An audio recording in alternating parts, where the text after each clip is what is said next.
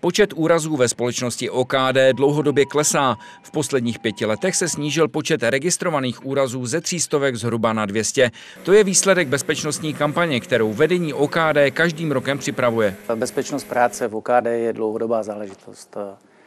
Je to program, který cíleně se každý rok mění, který postupně doplňujeme a snažíme se zaujmout lidi tak, aby pokaždé v něm byl nový prvek.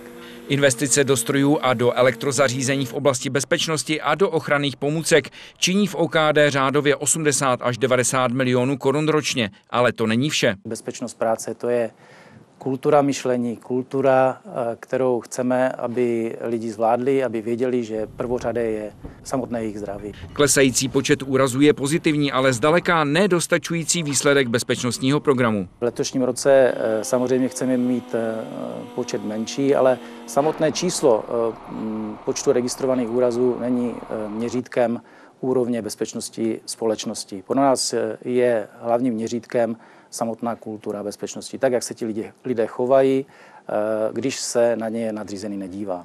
To je pro nás takové zásadní motto.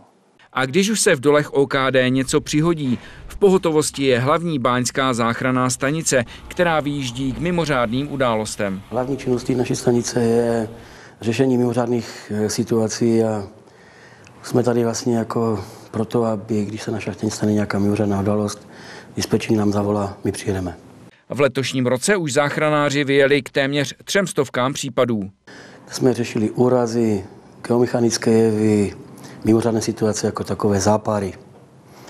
Vyjedeme, tady je na stanici celkem 26 záchranářů, kteří jsou připraveni k tomu, aby okamžitě vyjeli. To znamená, když se tady ozve sirena do 3 minut, musí být všichni připraveni a vyjíždějí na řešení té dané situace. Velitel výjezdu rozhodne o tom, kolik aut vyjezde, v jaké síle lidí a tam už vlastně probíhá ta vlastní činnost. Záchrana lidských životů je prvotním cílem, ale ne jediným. Jsme záchranáři, takže zachraňujeme hlavně lidské životy, ale zachraňujeme i majetek. To znamená, snažíme se, aby ty naše akce skončily úspěšně, aby byly zachráněny i hodnoty majetkové. Hlavní báňská záchranná stanice je 100% dcerou OKD, ale pracuje i pro jiné společnosti. Máme tady celkem 37 smluvních vztahů, které jsou včetně OKD, ale provádíme třeba i kontrolu přehrad, jeskyní v rámci celé republiky České.